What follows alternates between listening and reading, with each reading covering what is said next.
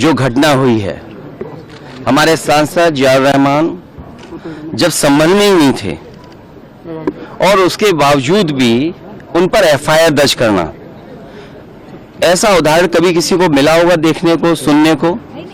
एक पुलिस अफसर ये कह रहा हो कि नेता बनना छोड़ दो, नेताओं का सहारा लेना छोड़ दो, किसके लिए भाषा थी वो? और मैं ये कहना चाहता हूं, हालांकि ये सब जानकारी आपके पास है, दुखद है कि नईम जैसे नौजवान की जान चली गई, बिलाल की जान गई है, रोमान की जान गई है, कैफ, अयान, और इसमें से कुछ कम उम्र के भी हैं।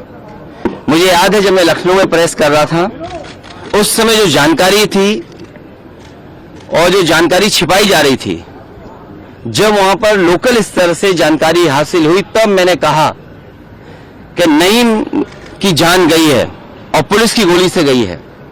आप लोगों पे सब वीडियोस हैं, आप लोगों पे जगह जगह से वीडियोस मिले हैं, कवरेज है, पूरा का पूरा कराया गया ये दंगा है।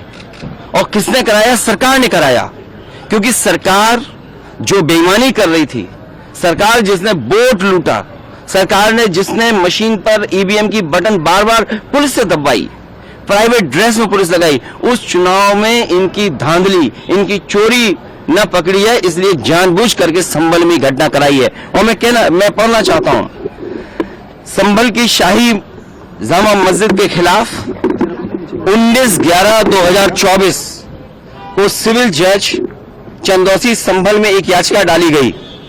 कोर्ट ने दूसरे पक्ष की सुने बगैर उसी दिन 19/11/2024 को सर्वे के आदेश दे दिए। ताज्जुब तो इस बात का है कि ऑर्डर मिलने के बाद ही संभल के जिलाधिकारी, संभल के पुलिस अधीक्षक आदेश को पढ़े बगैर 2 घंटे बाद ही सर्वे के लिए पुलिस बल के साथ शाही जामा मस्जिद पहुंच गए। जामा मस्जिद की कमेटी, जनप्रतिनिधि, उलेमा इकराम, सभी अधिवक्ताओं ने सहयोग दिया। जिस समय पहली बार सर्वे हुआ है और कोर्ट के आदेश के बाद पूरा का पूरा सहयोग, जो भी वहां जिम्मेदार लोग थे, जो भी जिम्मेदार वहां पर मौके पे थे, सबने सहयोग किया। जिलाधिकारी संभल और पुलिस अधीक्षक संभल ने 2.5 घंटे सर्वे के बाद कहा, अब सर्वे पूरा हो चुका है और अब रिपोर्ट कोर्ट को भेज दी जाएगी। दिनांक 22/11/2024 फ्राइडे को जुम्मे की नमाज के लिए लोग नमाज अदा करने के लिए जामा मस्जिद पहुंचे, लेकिन पुलिस प्रशासन ने बैरिकेडिंग लगा दी ताकि लोग नमाज न पढ़ सकें। उसके बाद भी लोगों ने संयम बरता, नमाज अदा की और किसी प्रकार का विरोध प्रदर्शन नहीं हुआ, किसी तरह की विरोध नहीं हुआ। 29 तारीख को कोर्ट की अगली तारीख तय थी। शाही जामा मस्जिद की कमेटी और मुस्लिम समाज के सभी लोग कोर्ट के केस की पैरवी के लिए तैयारी कर रहे थे, परंतु दिनांक 23 तारीख को रात पुलिस प्रशासन द्वारा कहा गया कि 24 तारीख को यानी अगले दिन सुबह को दोबारा सर्वे किया जाएगा। आखिरकार पहले एक बार सर्वे हो गया। ये आदेश पुलिस प्रशासन को किसने दिया कि दोबारा सर्वे आपका होगा, जब पहले सर्वे में सब लोगों ने सहयोग मदद की, पूरा सर्वे हुआ, किसी को आपत्ति नहीं थी सर्वे पर, लेकिन जानबूझ करके आगे शाही जामा मस्जिद की कमेटी और अधिवक्ता ने कहा कि एक सर्वे तो मुकम्मल हो चुका है, अब दूसरे सर्वे की क्या आवश्यकता है। कोर्ट के आदेश का हमने पालन कर दिया, अगर दूसरा सर्वे करवाएं तो दोबारा आदेश करवाएं, कोर्ट के आदेश के बाद हम दोबारा सर्वे करा देंगे। लेकिन जिलाधिकारी संभल और पुलिस अधीक्षक संभल ने कोई सुनवाई नहीं की और तानाशाही दिखाते हुए और सुबह के वक्त से पहले शाही जामा मस्जिद आ गए। शाही जामा मस्जिद कमेटी और मुस्लिम समाज के लोगों ने फिर भी धैर्य रखा और दोबारा सर्वे के लिए अंदर ले गए।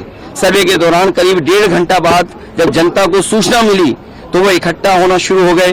लोगों ने सर्वे का कारण जानना चाहा तो सर्कल ऑफिसर ने उनके साथ गाली गलौज की और लाठीचार्ज करवा दिया, बुरी तरह से जख्मी कर दिया। इसका विरोध करते हुए चंद लोगों ने पत्थर चलाए, जिसके बदले में पुलिस सिपाही से लेकर अधिकारी तक ने अपने सरकारी और प्राइवेट हथियारों से गोलियां चलाई, जिसकी वीडियो रिकॉर्डिंग है, जिसके एवज में दर्जन लोग गोलियों से घायल हो गए। 5 मासूमों जो कि अपने घर से सामान लेने के लिए निकले थे, उनकी मृत्यु हो गई। संभल का माहौल बिगाड़ने में याचिका दायर करने वाले लोगों के साथ पुलिस और प्रशासन के लोग जिम्मेदार हैं। इनको निलंबित किया जाना चाहिए और हत्या का मुकदमा चलाया जाना चाहिए। जिससे कि लोगों को इंसाफ मिल सके और आने वाले समय में कोई इस प्रकार की संविधान के खिलाफ गैर कानूनी घटना को अंजाम न दे जा सके। और बीजेपी के लोग ये कह रहे हैं कि संभल को बांग्लादेश बनाना चाह रहे हैं। देखिए, अगर आप बीजेपी की बात, देखिए, सबसे पहली बात तो ये है कि संभल की चंडोसी की जहाँ मस्जिद है वो कोई 50 साल 100 साल नहीं बल्कि 200-250 साल पुरानी मस्जिद है, उससे ज्यादा है।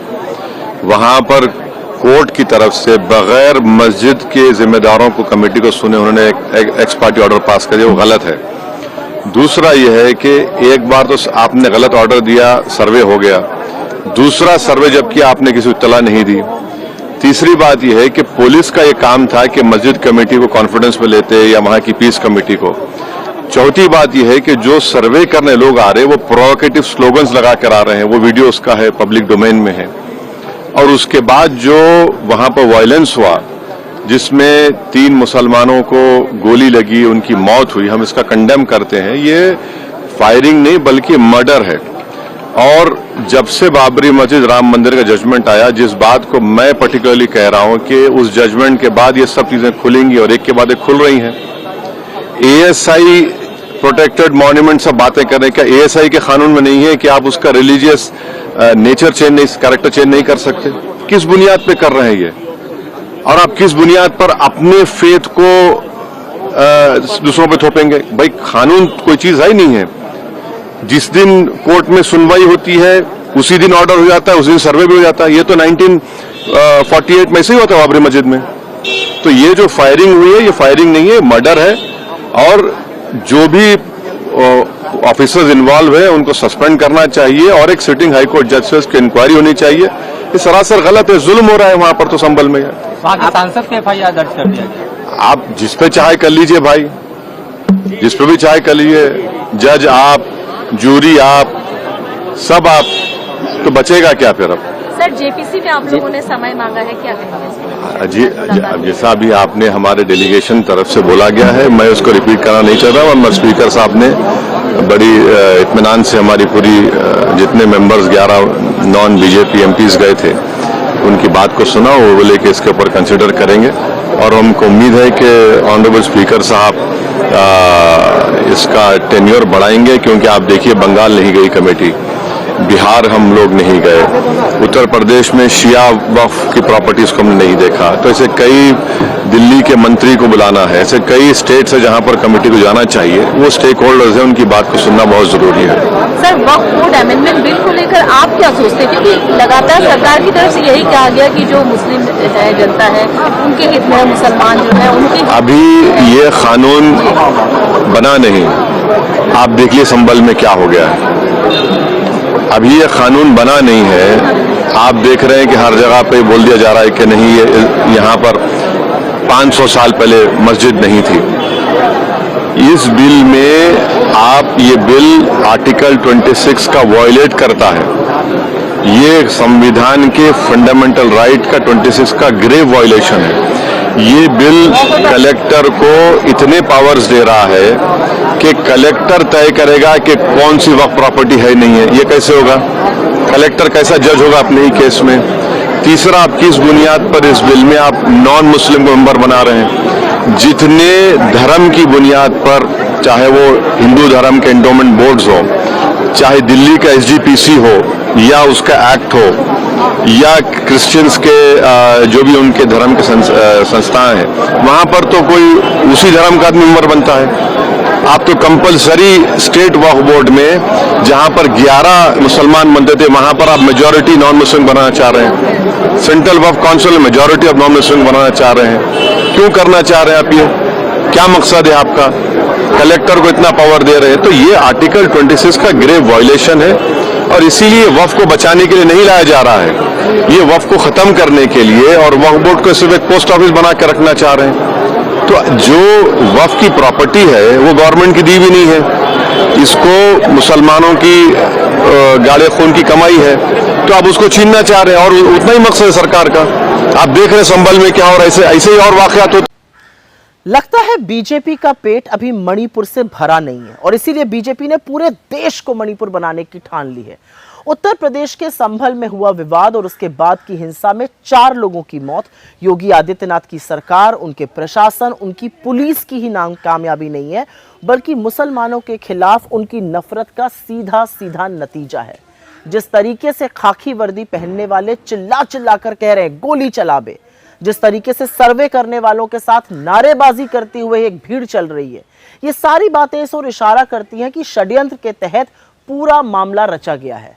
एक पैटर्न है और ये एक सेट पैटर्न है, जहां सुर्खियां बटोरने के लिए, टीवी पर आने के लिए कुछ लोग लोअर कोर्ट में अपील डालेंगे, फिर ऑर्डर आ जाएगा, मस्जिदें खोदी जाएंगी, बवाल होगा और बीजेपी अपनी राजनीतिक रोटियां सेकेगी।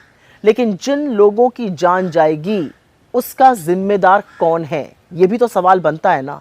कौन देश में हर वक्त पूरे समय नफरत भड़काए रखना चाहता है? कौन चाहता है कि हर वक्त सियासी उबाल रहे? कौन मारने काटने नफरत की राजनीति करता है? इस देश को बांटने के एजेंडा आखिर भाजपाई और योगी मोदी क्यों चला रहे हैं? और क्या मिलेगा आपको मेरे देश को जलाकर? मैं तो आशा ही कर सकती हूं कि सुप्रीम कोर्ट इस मामले पर और ऐसे बाकी मामलों पर भी स्वतः संज्ञान लेके कुछ ठोस कदम उठाएगा। शांति और सौहार्द के बिना जीना नामुमकिन है। हम, हमारा परिवार, हमारा समाज बिना शांति के पनप नहीं सकते। और एक बात याद रखिएगा, आपके बच्चों को दंगाई बनाने वालों के अपने बच्चे अमेरिका और इंग्लैंड की बड़ी बड़ी यूनिवर्सिटीज में पढ़कर भयंकर मौज काट रहे हैं। तो फैसला आप कीजिए, क्योंकि आज चलने वाली गोली में अगर 17 साल के नईम की मौत हुई है, तो कल दंगे में वो गोली आपके 17 साल के बेटे नवीन पर भी चल सकती है। सोचिए, ये भाजपाई आपको नफरत की आग में झुलसाकर क्या बना रहे हैं और क्यों बना रहे हैं। में रोक लिया गया। देखिए, संभल में बड़ी खुशी से नहीं जा रहा था। संभल में जो कल तांडव हुआ है वो किससे छिपा हुआ नहीं, और जिस तरह से पुलिस के अधिकारियों ने, जो पीड़ित परिवार द्वारा बताया गया, जिस तरह से खुलेआम गोली चला के, अगर आप लॉ एंड ऑर्डर मेंटेन करना चाहते तो आप पैर की तरफ भी गोली चला सकते थे। लेकिन आजकल कुछ अधिकारी सरकार को खुश करने के लिए सीने पे गोली चलाते हैं, सर पे गोली चलाते हैं, और ये ज्यादातर मामलों में देखा गया। तो उन पीड़ितों का दर्द सुनने के लिए, क्योंकि सुबह हमने पार्लियामेंट में जैसे सेशन स्टार्ट हुआ हमने इस विषय को उठाया, लेकिन स्पीकर साहब ने सदन स्थगित कर दिया। उनको परमिशन है तो वो अपने अधिकारों का प्रयोग उन्होंने किया। हम अपने अधिकारों का प्रयोग करते हुए, मैं पीड़ित परिवार मिलने जाना चाहता था। मेरी वहाँ के अधिकारियों से बात हुई। हापुड़ पुलिस का ये कहना है कि आपके वहाँ जाने से लॉ एंड ऑर्डर डिस्टर्ब हो जाएगा। मैं भी नहीं चाहता लॉ एंड ऑर्डर डिस्टर्ब हो, लेकिन मेरी ये तकलीफ है कि जिन परिवारों ने अपने बच्चे खो दिए, जो माएँ आंसू आंख में लेकर मेरा इंतजार कर रही हैं, जिनके परिवारों में शायद कमाने वाला चला गया है, आज उन पे जो बीत रही है, और ऐसे में अगर मेरे जैसा आदमी जो सड़कों पे लड़ता है, अगर वो आज उनके साथ ना खड़ा हो, तो शायद मैं अपने आप को माफ ना कर पाऊँ। इसलिए मैं वहाँ जाना चाहता था। मैंने वहाँ के DIG से, वहाँ कमिश्नर से बात की। उन्होंने मुझसे कहा कि यहाँ जो है मजिस्ट्रेट ने जो है निषेध कर दिया बाहरी व्यक्ति का आना। मैंने उनसे कहा कि मैं खुशी से नहीं आ रहा हूँ, आप वहाँ फिर इन्वेस्टिगेशन करें। पहली बात, जिन लोगों को गोली लगी है उनके परिवार के मुकदमे दर्ज होने चाहिए। उन्होंने मुझे विश्वास दिलाया कि हमने वहाँ टीम भेज दी, परिवार जो भी कहेगा उनकी बात सुनी जाएगी, रिकॉर्ड की जाएगी, उस आधार पर वहाँ मुकदमे दर्ज होंगे। दूसरा, निर्दोष लोगों पर कार्रवाई ना हो। तीसरा, इस पूरी घटना की मजिस्ट्रियल जांच के शायद उन्होंने आदेश दिए, लेकिन मैंने इसकी CBI जांच की मांग की, वो भी सुप्रीम कोर्ट की निगरानी में। और चौथा और सबसे इम्पोर्टेंट, जो ऐसे अधिकारी हैं जो सिर्फ सरकार को खुश करने के लिए, इस तरह के ऐसे अधिकारियों पर कार्रवाई की जाए। उन्होंने मुझसे ये भी कहा है कि जैसे ही यहाँ के हालात सामान्य होंगे तो हम सबसे पहले आपको यहाँ बुलाएंगे, आप अपनी परमिशन डाल के रखो। लेकिन अभी हालात ऐसे नहीं। मैं समझता हूँ कि जनता को परेशानी नहीं होनी चाहिए, लेकिन आप ये सोचिए, क्या गोली के जरिए विरोध की आवाज को दबाना या हत्या करना, क्या ये इस तरह से देश चलेगा? संविधान के आधार पर देश चलेगा। जब इस देश में संविधान के आधार पर देश चल भी रहा है और वर्शिप एक्ट 1991 के अकॉर्डिंग 15 अगस्त 1947 को जो संपत्ति या धार्मिक स्थान जिस शक्ति के आधार पे था, जिसके पास था, जिस स्थिति में था, उसी स्थिति में रहेगा। जब ये ऑर्डर है, उसके बाद हर मंदिर में, हर मस्जिद में मंदिर खोजने की जो प्रक्रिया चली है, ज्ञानवापी में, मथुरा में, अयोध्या के बाद एक ट्रेंड बन गया है। और मैं समझता हूं कि इससे नौजवानों का कोई भला नहीं हो रहा है, लेकिन नौजवानों की जान जरूर जा रही है। मैं ऐसे अधिकारियों को, अब आप ये बताइए कैसे फेयर है कि एक ही दिन जो है एप्लीकेशन डलती है, उसी दिन जो है पिटीशन दायर होती है, उसी दिन ऑर्डर हो जाता है, उसी दिन शाम में सर्वे कमेटी बन जाती है, बिना दूसरे पक्ष को सुने। ये कैसा न्याय है? आप दूसरे पक्ष को तो सुनोगे ना, बिना दूसरे पक्ष को सुने। मैं भी लॉयर हूँ। तो क्या लग रहा है आपको? जो लग रहा है वही सच्चाई है। पूरी तरीके से जो है विकास की बात नहीं हो रही, मुद्दे की बात नहीं करते भाजपा के लोग। यूपी में जिस तरीके से तांडव ये लोग कर रहे हैं, वो लोग चाहते हैं कि यूपी से पूरे देश में माहौल जो है हिंसक करें, नफरत फैलाएं। और ताज्जुब की बात है कि सरकार जिस तरीके से पुलिस का दुरुपयोग कर रही है, मतलब पुलिस के लोगों को गुंडा मवाली जो है उसमें तब्दील कर दिया गया है। जिस हिसाब से क्रिमिनल बना दिया गया है पुलिस के लोगों को यूपी में, ये बहुत ही दुर्भाग्यपूर्ण है। उन सब आईएएस आईपीएस अधिकारियों को भी कम से कम इस तरह का काम नहीं करना चाहिए। जो लोग भी हैं सब लोग शपथ लेकर के संविधान का आज संवैधानिक पद पर है। संवैधानिक पद पे अगर लोग इस तरह का काम करेंगे, पुलिस का काम क्या है? सबके साथ इंसाफ करना, माहौल को ठीक करना। लेकिन जिस हिसाब से यूपी में पुलिस का गुंडाकरण कर दिया गया है, ये बहुत ही दुर्भाग्यपूर्ण है। ये पूरी तरीके से भाजपा जो है एकदम नफरत ही नहीं, ये लोग किसी भी प्रकार से देश को तोड़ना चाहते हैं। इसलिए हम सब लोग जो है एकजुट है। इनके नफरत के डिजाइन को हम लोग जानते हैं। अगर कहीं भी इस तरह का प्रयास अगर बिहार में अगर कोई करेगा तो हम लोग जो है चुप बैठने वाले लोग नहीं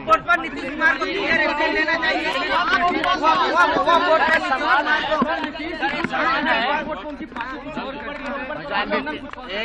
ये हिम्मत थोड़ा आप लोग थोड़ा नीतीश कुमार जी को घेरिए, उनसे जवाब लेके दिखाइए। पूरे प्रदेश के अंदर ये सरकार संभल में जो घटना हुई उससे पूरे प्रदेश के अंदर नफरत की जो राजनीति कर रही है उसका ये पूरी तरीके से दुष्परिणाम है। सर, एक पक्षीय कार्रवाई का भी आरोप जो है विपक्ष की तरफ से लग रहा है। कांग्रेस भी कह रही है कि एक पक्षीय कार्रवाई सरकार की तरफ से की। नहीं, ये पूरी तरीके से पूरे प्रदेश के अंदर नफरत की राजनीति और प्रताड़ित करने की राजनीति हो रही है। जिस तरीके से वहाँ 5-5 लोग मारे गए हैं, इसकी न्यायिक जांच होनी चाहिए। और जो भी जिस तरीके के जो इसमें लोग शामिल हैं उनके खिलाफ निर्णयात्मक कार्रवाई, उनको गिरफ्तार करके जेल भेजा जाए। आप लोग मौन करने जा रहे हैं? निश्चित तौर से हम मौन भी करने जा रहे हैं और आने वाले समय में पूरा कांग्रेस का डेलीगेशन मैं स्वयं संभल जाऊंगा। रामगोपाल यादव जी ने सर ये बात कही, उन्होंने कहा कि जब न्यायालय इस तरह के फैसले देंगे तो पथराव होना तो लाजमी है। देखिए, मैं इतना ही कहना चाहूंगा कि जो स्थितियां चल रही हैं उसमें पूरी सरकार, पूरे लोग इसमें शामिल हैं और हम सब लोग वहां जाएंगे और जाकर वहां की वस्तुस्थिति से अवगत होंगे।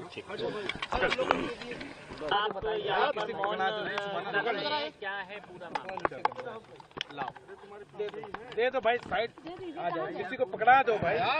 कैमरे भाई आप नीचे कर लो या गौरव भाई थोड़ा आईडी सब नीचे करो, कैमरे आईडी नीचे करो भैया, आईडी नीचे कर लो, आईडी नीचे कर लो, आईडी नीचे करो, आईडी नीचे भी ले लीजिए ना, इनकी भी आईडी ले लीजिए, आईडी नीचे कर लो भैया, आईडी नीचे कर लो भाई। पकड़ा तो किसी को चेहरे से नीचे कर लीजिए, चेहरे नहीं आ रहा कि सर्वे के दौरान घटना हुई है तो लेकर आप लोग से नीचे लगी तभी रोल है ना, रोल है उसमें लोगों की जान भी गई और आप लोग भी विरोध करने जा रहे हैं इसको लेकर। नहीं, देखिए, पूरी तरीके से ये सरकार जानबूझकर इस तरह की चीजें हो रही हैं। जहां तक जानकारी है कि एक बार पहले सर्वे वहां हो चुका था तो दोबारा वहां भेजने का कोई औचित्य नहीं था और जानबूझकर ये पूरे प्रदेश के अंदर जो एक नफरत की राजनीति करना चाहती है भाजपा की सरकार, उसको इन्होंने जानबूझकर, कल की जो घटना है पूरी सुनियोजित है और जानबूझकर की गई घटना है।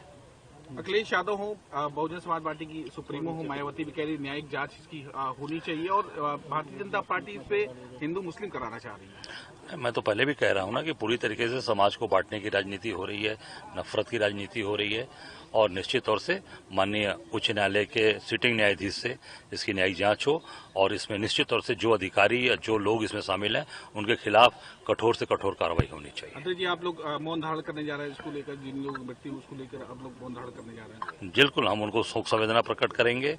आज गांधी जी की प्रतिमा के सामने पूरे प्रदेश के अंदर महापुरुषों की मूर्ति के सामने हमारे कांग्रेस के कार्यकर्ता 1 घंटे मौन धारण करेंगे और हाथ में काली पट्टी बांधकर इसका विरोध करेंगे। वहाँ के सांसद और विधायक के बेटे के ऊपर एफआईआर दर्ज कराई जा रही है। ये पूरी तरीके से ये भाजपा के लोग, ये पूरी भाजपा की सरकार लोगों को प्रताड़ित कर रही है, परेशान कर रही है और लोगों को निश्चित तौर से इसमें उनके खिलाफ जो है कार्रवाई कर रही है। पूरी तरीके से ये भाजपा की सरकार नफरत की राजनीति कर रही है, इसका विरोध हम सब लोग करते हैं। ये बहुत दुखद है। 4 लोगों की मेरी पास जानकारी है मौत हो चुकी है और पुलिस ने सीधे गोली मारी है, माथे पर गोली लगी है। पुलिस ने पूरी तरीके से बर्बरता का नंगा नाच किया है। अगर सर्वे कराने के लिए गए थे तो पुलिस ने क्यों इजाजत दी सामाजिक तत्वों को जाकर के वहां गाली गलौज करने की, वहां उकसाने वाली नारेबाजी करने की। वहां जब आप उकसावे की नारेबाजी करोगे तो टकराव होगा, तो पुलिस जाकर के टकराव कराने का काम करे, इससे दुखद कुछ नहीं हो सकता है। जी दंगाई तो है और क्या है, 1 मिनट में आदेश होता है कोर्ट से, 2 घंटे के अंदर सर्वेयर टीम पहुंच जाती है, फिर उसके बाद जब झगड़ा नहीं होता तो नेक्स्ट दोबारा फिर तैयारी की जाती है। इस बार अपने साथ लोगों को लेके जाया जाता है। सर्वे टीम के साथ लोगों को जाने का क्या मतलब है, क्यों गए लोग उस सर्वे टीम के साथ? सारे वीडियो मौजूद है कि नारेबाजी हो रही है और गाली गलौच हो रही है। आप नफरत को कहां ले जाना चाहते हो, क्यों नफरत की आग फैलाना चाहते हो? इस नफरत के अंदर हम लोग झुलस जाएंगे। नफरत से देश नहीं चल सकता, देश मोहब्बत से चलेगा।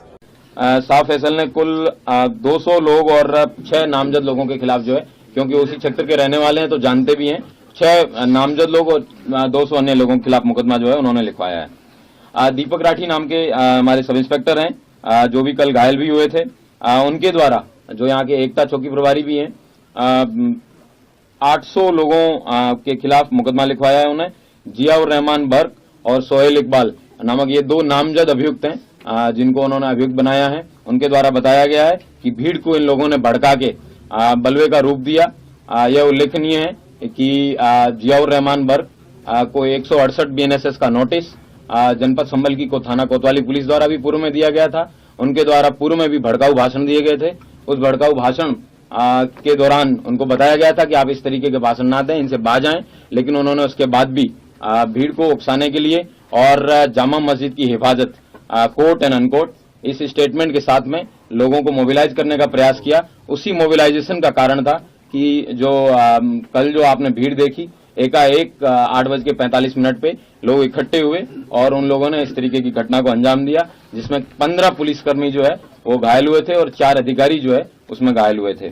हमारे SDM रमेश बाबू, उनके जो है पत्थरबाजी की वजह से उनको पांव में फ्रैक्चर आया था। उन्होंने 800 बलवाइयों के ऊपर जो है मुकदमा लिखवाया है। CO संभल, उनके द्वारा उनके पांव में गोली भी लगी थी। उनको DM महोदय द्वारा एक कमेटी, जिसमें SDM संभल, EO संभल, CO संभल, इन तीनों लोगों की कमेटी बनाई गई थी। उस कमेटी में बताया गया था कि सर्वे कंडक्ट कराने का, पीसफुल सर्वे कंडक्ट कराने की जिम्मेवारी इनकी है। ये जब मस्जिद के पास में जब बलवाई जो है वो आगे बढ़ के उस सर्वे को रोकने का प्रयास कर रहे थे, तब इनके द्वारा भीड़ को मना किया गया, उनको ललकारा गया कि आप अपने अपने गंतव्य वापस चले जाइए। धारा 163 जो कि पहले 144 के नाम से जानी जाती थी वो लगी हुई है, लेकिन उसके बावजूद इसमें फिर भीड़ की तरफ से फायर आया और वो CO साहब के पांव में भी लगा। CO साहब को बाद में अस्पताल ले जाया गया, उनका ट्रीटमेंट करवाया गया है। उनके द्वारा जो पांव में गोली लगी और भीड़ द्वारा मस्जिद में जाने के प्रयास पे उनके द्वारा जो है करीबन 700-800 अज्ञात लोगों के खिलाफ मुकदमा लिखवाया गया है।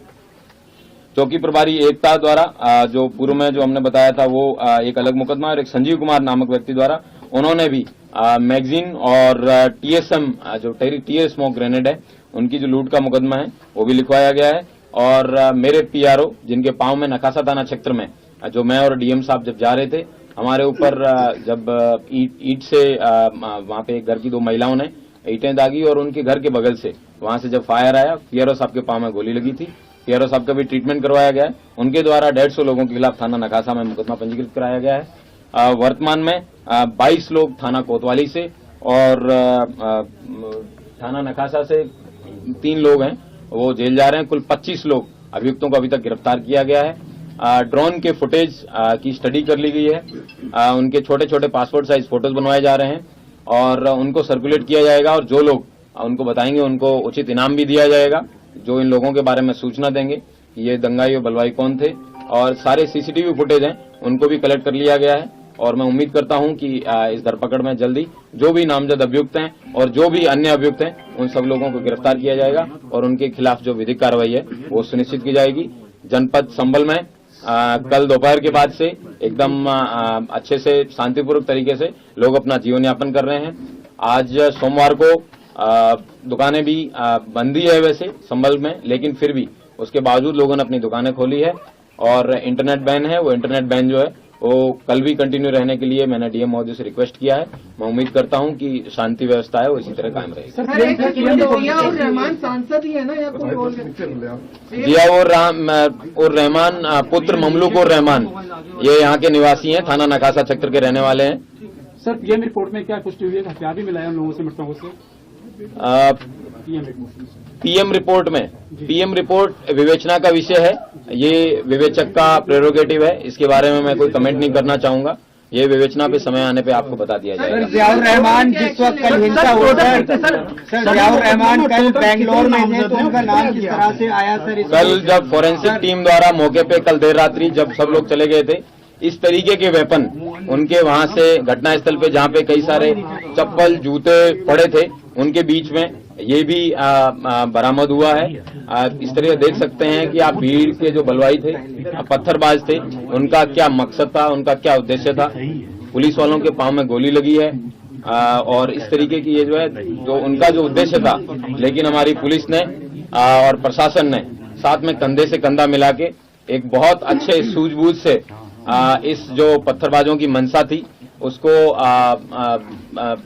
कंप्लीट नहीं होने दिया। उनकी इच्छानुसार उन्होंने सर्वे को रोकने का भरपूर प्रयास किया। सर्वे शांतिपूर्ण कंप्लीट हुआ जो कि माननीय न्यायालय के आदेश के अनुसार हो रहा था और मैं उम्मीद करता हूं कि आगे भी है शांति व्यवस्था कायम रहेगी और सभी पत्थरबाजों को आइडेंटिफाई किया जाएगा और जितने भी लोगों के खिलाफ मुकदमा लिखा गया है उन सब लोगों को गिरफ्तार करके जेल भेजा जाएगा।